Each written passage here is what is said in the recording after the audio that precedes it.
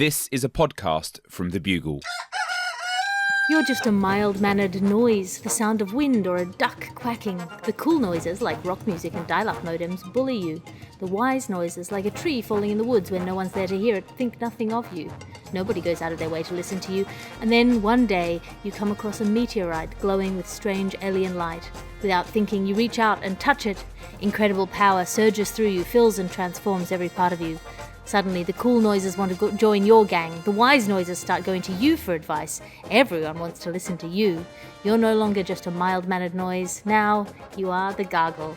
Welcome to the Gargle, the sonic glossy magazine to the Bugle's audio newspaper for a visual world. All of the news, none of the politics. I am your host, Alice Fraser, and your guest editors for this week's edition of the magazine are John Robertson, welcome.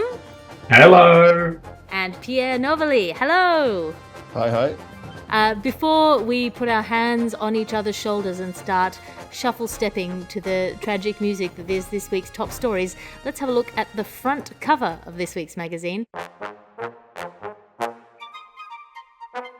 The front cover of this week's magazine is the giant mechanical spider that Grimes rode into Coachella on, promising a tell-all interview and a double-fold nude spread in the middle. So if you've ever wanted to see a nude mechanical spider with its legs more spread than usual, have a look at our special sealed section in the middle there. Our satirical cartoon this week is The Fellowship of the Ring hiking through the wilderness. And Aragorn says, "You've already been to Coachella," and Pippin says, "But what about second Coachella?" A lot of Coachella chat out there at the moment. I've never been. I have no desire to go. But I very rarely open the social media these days to read. I usually use it as an outpipe, but I saw 3 tweets this morning, or X's, and one was about Coachella, and the other one was about a Lamborghini, and how quickly you can earn a Lamborghini for yourself as sort of, you know, the metric for success that is by a very particular kind of sort of Tate-pilled hustle bro. Yeah. I don't know if you've got a car and women hate you. You're successful. You've done it. Yeah.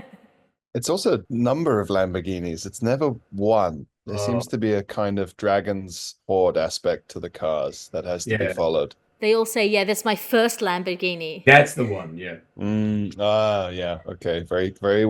You've got me there. You've got me there, sir. First one. I see you're a man of ambition. Yeah.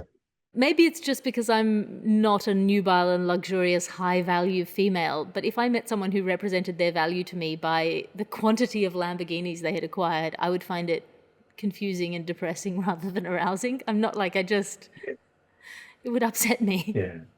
Fortunately, those women find everything confusing in these men's minds and aren't allowed to have the emotion of depression because that would be complicated. It would only be good if you were a Lamborghini dealer.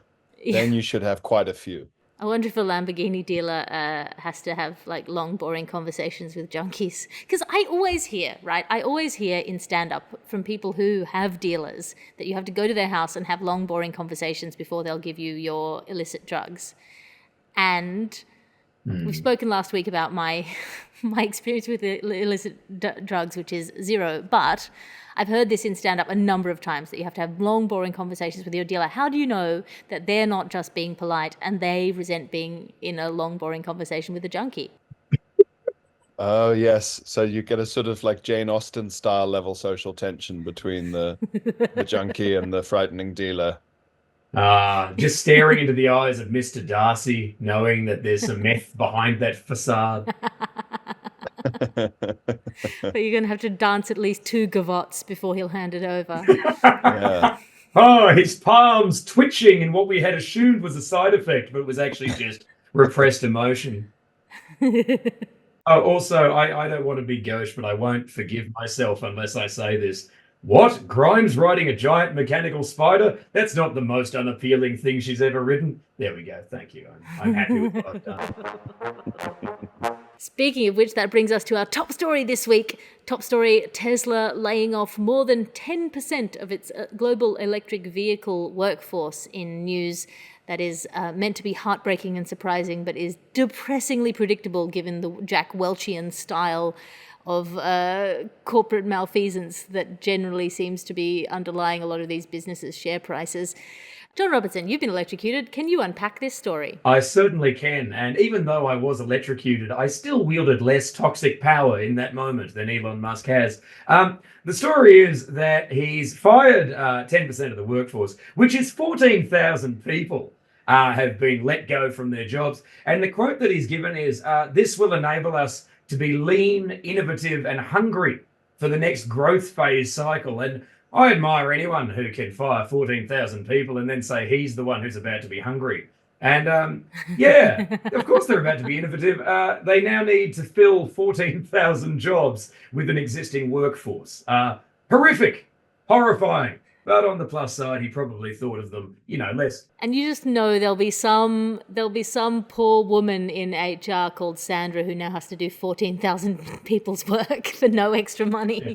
Imagine if Tesla had an HR department. The very notion. Elon probably is the HR department.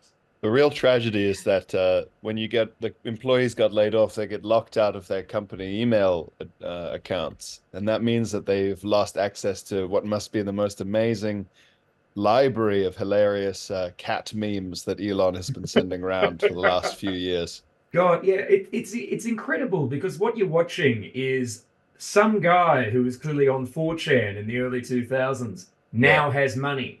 And we're all getting what we deserve for not having beaten that nerd to death when we had the chance. Pierre, how do you feel about this massive firing? Well, I resent, as a fellow, I guess, immigrant South African, I resent that Elon Musk isn't... Two things about him I dislike. I wish his accent was stronger. And I wish he was more evil than this, because if that was the case, then there would be a kind of cultural revival of the only movie roles that South African actors really get, which is some sort of bad guy. And we had a little window there in the 90s in that little interregnum between Russians and Al Qaeda, where they sort of went, well, it's Lethal Weapon 2. We need someone. So then we got in there a bit. There was Blood Diamond, kind of, but that was still a bit too intellectual because it was something to do with Africa and smuggling, and already America is not watching anymore. But see, if Elon just put his back into it, then maybe I could have a shot at playing some era of him in a biopic someday. And that's the only way I'm going to get anything out of him, really, I think. Yeah, it'll be very hard to find an era that isn't somehow weirdly post-divorce. But yeah, Yeah. It's part of the reason that they fired all these people was because of competition from China. And in terms of the ruthless exploitation of Africa's mineral wealth, we could be in a sort of alien versus predator situation here. Because, in that context, Elon is very much the local shopkeeper trying to sort of keep his charming business open against the tidal wave of Chinese Walmart, just... Maybe he's the guy we need. We'll try and support him against China, and then when China's less of a threat to Africa, I guess we throw him in the sea. I don't know. It's not good news for anyone really involved in lithium mining. Yeah, I just remember earlier in the conversation where you actually used the words, "I wish Elon Musk were more evil." And at that moment, I thought to myself, good Lord, those Greek people are going near that box over there. I think Pandora told us not to touch it, boys. Now it's time for your ads, because you can't beat what you can't buy. And this episode of the podcast is brought to you by Gargle Premium. Now, let's be clear, premium just means paying extortionate extra fees to have whatever basic service you're using not actively be trying to kick you in the balls right now. So, quick, sign up for a monthly subscription to your own windshield wipers. The premium service includes not having us piss into your coffee through your car window while you're in traffic. Ultra Platinum Premium is where you pay $1,000 for the version of the service that used to be free, and you say thank you for the privilege of not having ads fisted down your gullet like a foie gras duck of capitalism. And you're a modern zombie. You're always hungry, but you'd rather not eat brains for health or ethical reasons. So how can you quench your unquenchable hunger? With cabbage. It might not taste like brains, but if you squint, it sort of looks like brains. Cabbage. Cabbage. And Noah was a good boy with bad luck, the sort of dog who'd catch a ball but couldn't catch a break. And then, just when he'd come to terms with being single forever, God threw him a bone. But how do you find two of every animal when you can't find the one? Noah's Bark, only in cinemas this summer. And why not show off your love of Noah's Bark with half a flood of water? It's the same half a glass of water you love, but in a promotional cup, and for twice the price. And for thousands of years, philosophers have pondered a single question. Are spices fireworks for your tongue, or are fireworks spices for your eyes? Finally, there's an answer. Both. Professor Banana's exploding spices. Why read safety warnings when you could be cooking and celebrating at the same time?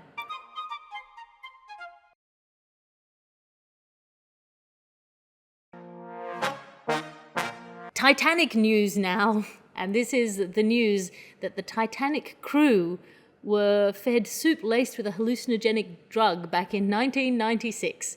Halifax police have been told to release more details, which makes this news rather than history.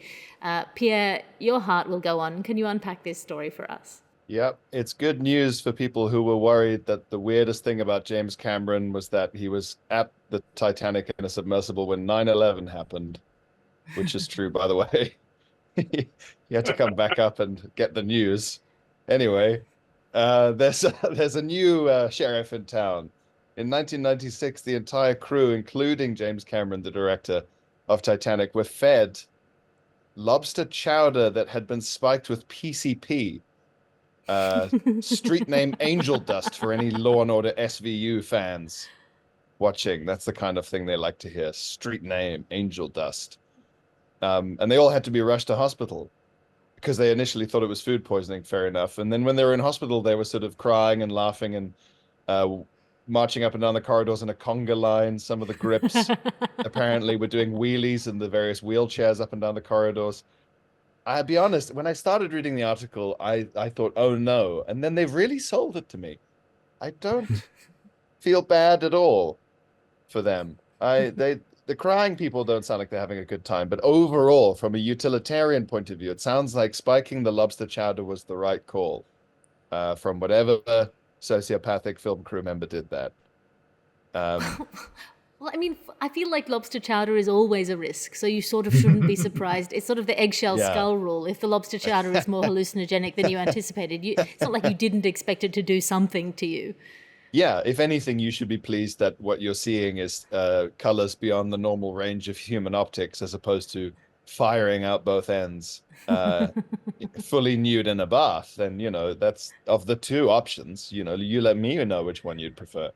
But it is strange because the article doesn't say who is digging this up after all this time. And that's what I'm interested in.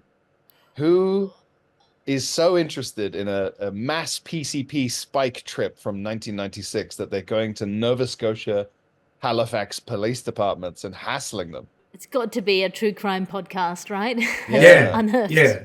Or who among those people goes on long, boring journeys to strange places in the middle of nowhere just to be slightly more interesting? This is James Cameron. It's a new... Yeah, I mean, do you think he played the long game and spiked them all himself so he could do a documentary about it now as if it was a mystery? Yep. And also, just quietly, I've got the tagline for it. Here we go then. Titanic. First ice destroys the boat, then PCP destroys the crew. It's very strange, though. It is an extraordinarily strange experience. And also, I feel like I feel like there's a joke here about Jordan Peterson and his obsession with lobsters, but I can't find it. Oh, yes. Some sort of... he would do quite a squiggly diagram about how eating a lobster is a sort of sacral act that makes you the Omega Man. There's a lot of just random Greek-sounding things he'll throw in there. Now that's perfect and good. And while he's eating the, this drug-laced, chowder, he'll just be mostly going, the wokies are too weak to do this. Like, well, it's because it's full of angel dust, but okay, good on you, you're a man. Write into us at Hello Garglers on X or on Blue Sky and let us know whether you would prefer to eat bad lobster chowder and end up with the runs, eat bad lobster chowder and end up with a film crew doing wheelies down a hospital corridor on PCP, or eat bad lobster chowder and become Jordan Peterson. Those are your options. Yeah, I wonder, what do you think is in the mind of someone who can get access to that quantity of PCP? Let's not forget that that's That's enough to make an entire film crew high. That's a lot Well, of drugs, I presume. I assume it's not like some sort of infinite capacity drug, right? They're having to get like a trowel full into this bubbling cauldron of bisque. I've got to assume that it was someone who had a crush on a drug dealer and spent a very long evening having a very long conversation with him, at which point he handed over far more drugs than you intended to use, and you thought, what am I going to do with this? All I wanted was to find the Yeah, a lot of harpsichords in the love background. of my life, and here I am. And that brings us to our reviews section. As you know, each week we ask our guest editors to bring in something to review out of 5 stars. John, what have you brought in for us this week? Well, what I've been doing to pass the time, I'm currently in a new house, so I've been setting that up, is I've been putting on interviews with members of various Star Trek casts. And there's the ones where they have the live Star Trek convention audience, and then all the ones they did in the pandemic where they don't have any crowd at all. And it's fantastic because if you're a comedian, there's nothing quite as horrible as an unearned laugh. And watching a Star Trek actor get up at a convention where they already love them, and they all tell stories that aren't stories, it's just a shared understanding. So it's things like, well, the trouble with Dr. Crusher is she was always dancing. And on dancing, there's basically an applause break. And then you watch them try to bust that out with no crowd to during the pandemic when they're being interviewed by people who actually don't like Star Trek or them, or interviewing people. They've just fallen into this, and it dies, and it feels wonderful. So 4 out of 5 stars for the removal of unearned laughter for Star Trek casts. There we go. Speaking of Star Trek interviews, I think my favorite Star Trek interview of all time is Captain Kirk interviewing Captain Sisko in the documentary Captains, in which he sort of does a weird spoken word jazz interview, and they're both way too into it. Yep, that is William Shatner, a man who has never listened to anybody, talking to Avery Brooks, a man who hasn't touched Earth in 25 years. I highly recommend it, even if you're not a Star Trek fan. It's better than taking PCP during a lobster dinner. And Pierre, what have you brought in for us this week? I'm giving 1 star to the concept of ambient chocolate. After Easter, and also because I live with my partner, and she's a snacker, and I know a lot of good people who are snackers, people who I admire, but I don't respect their snacking.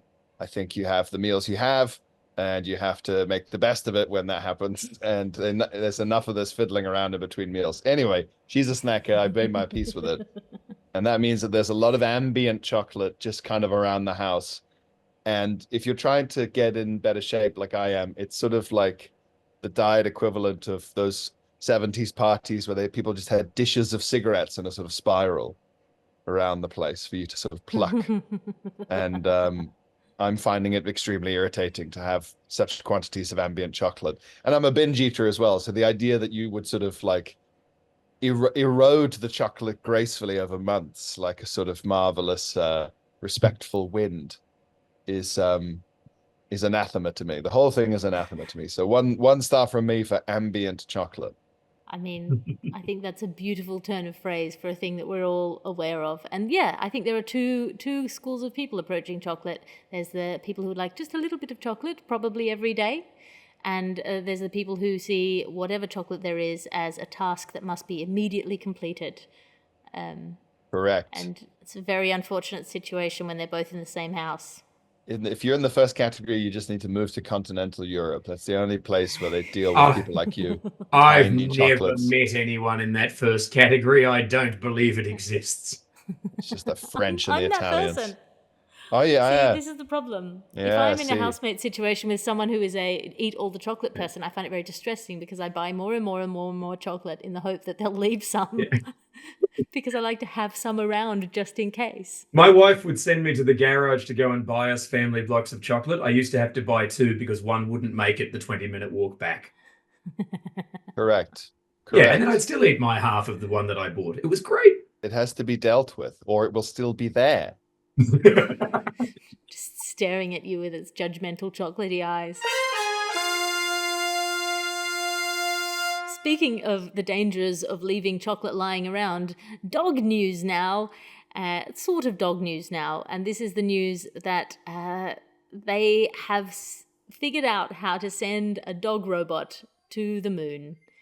John Robertson, you are a good boy. Can you unpack this story for us? Thank you for the compliment, and in a very real way. No, I'm not. But yeah, the story is that a lovely group of researchers have been just experimenting with 3 types of transformer robot just out in the mountains, in the wilds of America, so that we can have kind of like the article's very excited to give the robots a real sense of fun personality. So it finishes with the phrase "like Wally with friends," which is both adorable and also, why are you attacking Wally? He had a friend.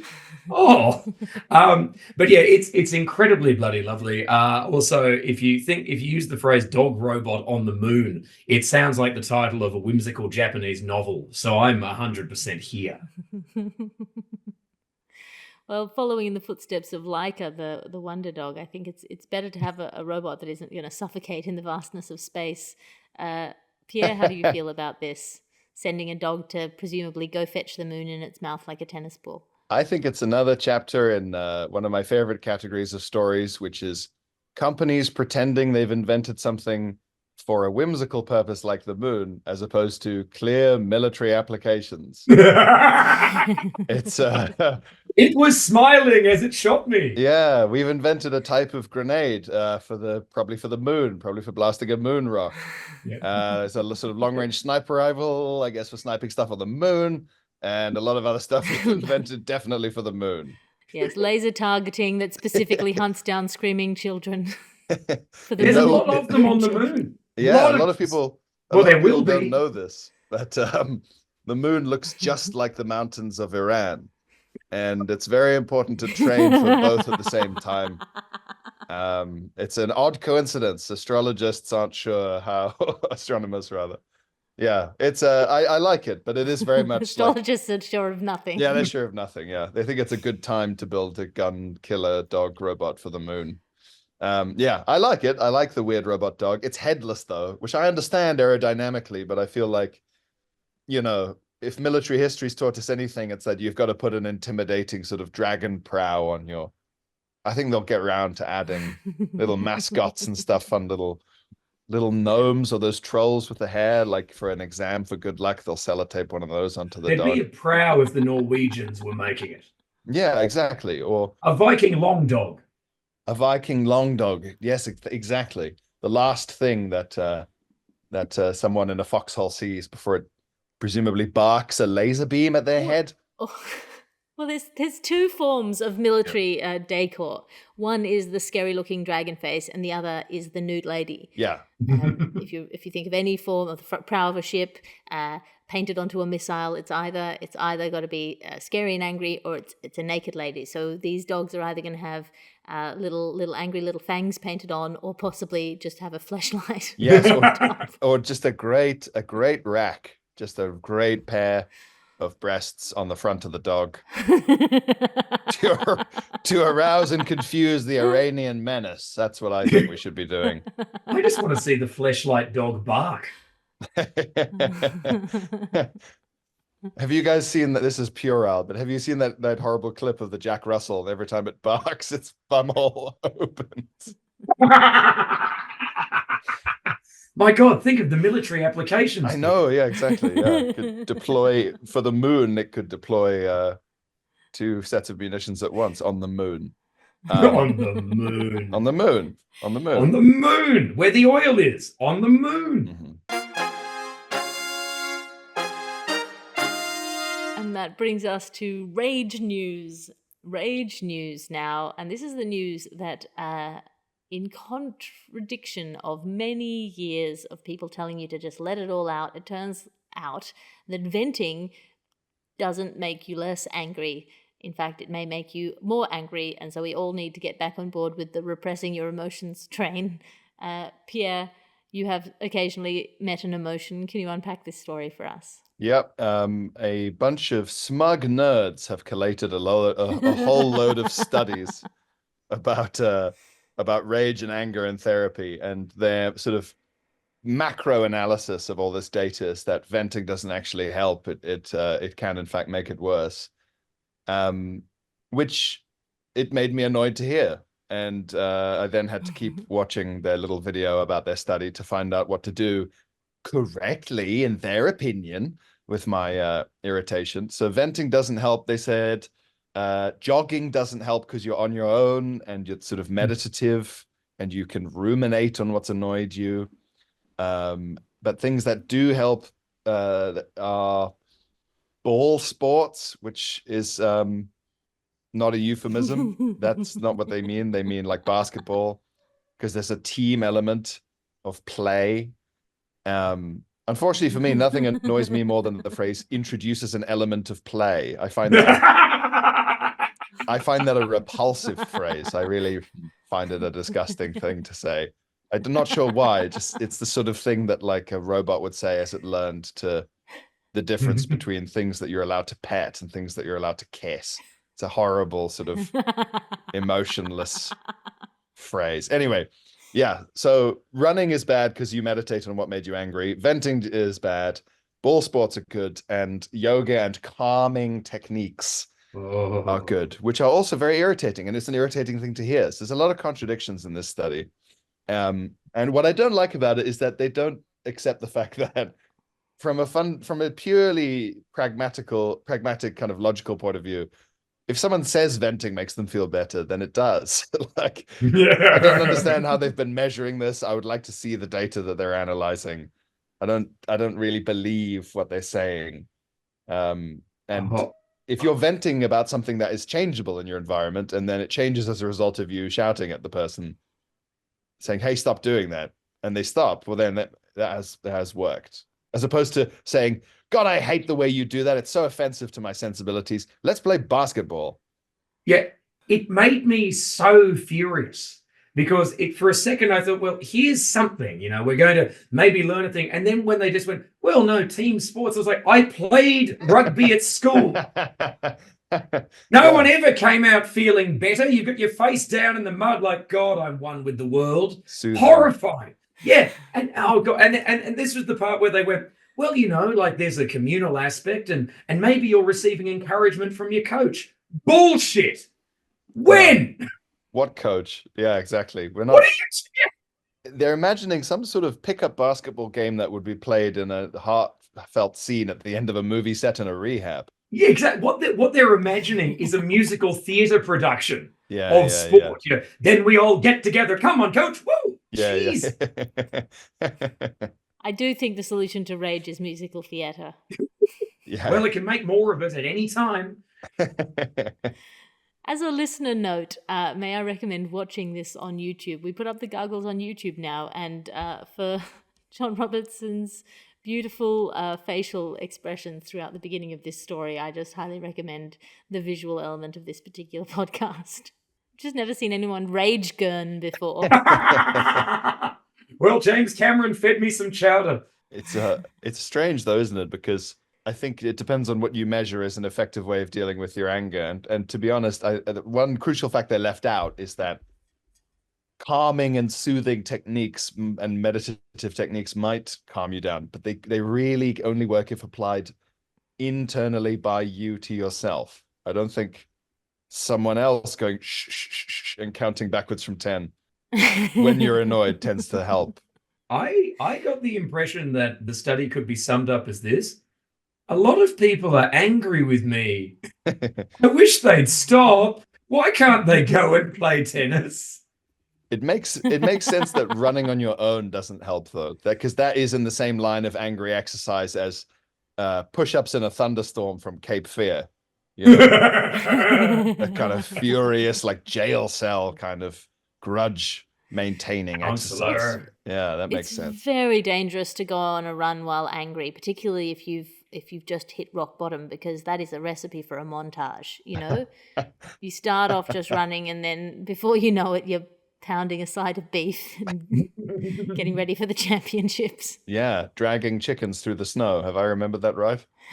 Yep. No, that's exactly what he was doing. Yeah. I don't know what film that was, but yes. And that brings us to the end of this week's episode of The Gargle. I'm flipping through the ads at the back. John Robertson, what have you got to plug? I'm on tour. I'm on tour for the rest of the year. We've got the UK, the US, and Australia. It's all at the johnrobertson.com, and I'm streaming on twitch.tv/Robotron, ROBBOTRON. Excellent. I highly recommend going to John's shows. They are very high energy and the solution to your anger. Rage. Pierre Novellie, have you got anything to plug? I'll be on tour in the autumn around the UK and in Dublin. I've got some extra London dates for anyone who missed the Soho Theatre run of my show. 22nd of June in Bloomsbury Theatre. And I've got a book coming out on July the 18th, which is Why Can't I Just Enjoy Things? A Comedian's Guide to Autism. It's sort of an attempt to do a kind of very basic guide to the autistic spectrum with anecdotes and sort of analogies and humor and stuff. Because when I got my diagnosis, a lot of the books I read were either very, very interesting but very specific memoirs, or the books that were like a kind of 101 were very dry, quite expensive medical textbooks. So I thought if I could do a kind of funny observational comedy version of this, maybe that would be useful. So that's out 18th of July, but you can pre-order it now. And for slightly corrupt publishing industry reasons, if you pre-order, it makes me seem more powerful and successful. So that will help me more. For reasons I'm not clear on, but they were very clear with me that I should say that. Please pre-order Pierre's book. I saw the show on which it is somewhat predicated, and it's excellent. So I'm Alice Fraser. You can find me online at patreon.com/Alice Fraser. It's a one-stop shop full of my stand-up specials, which you get there for free, all of my podcasts and my blogs. You can also buy my book, which is called The Dancy Lagarde Reader, at unbound.com. It will be coming out at some time. I've handed in my bit, so I'm just waiting for them to tell me when I can tell you that it's coming out. Also, despite having given up live stand-up, I will be appearing at The Guilty Feminist in Brisbane at the end of next month. And if you are going to the live Bugles in Leicester Square, I may appear there as a giant head on a screen, possibly while breastfeeding. This is a Bugle podcast, an Alice Fraser production. Our editor is Ped Hunter. Our executive producer is Chris Skinner. I'll talk to you again next week. You can listen to other programmes from The Bugle, including The Bugle, Catharsis, Tiny Revolutions, Top Stories, and The Gargle, wherever you find your podcasts.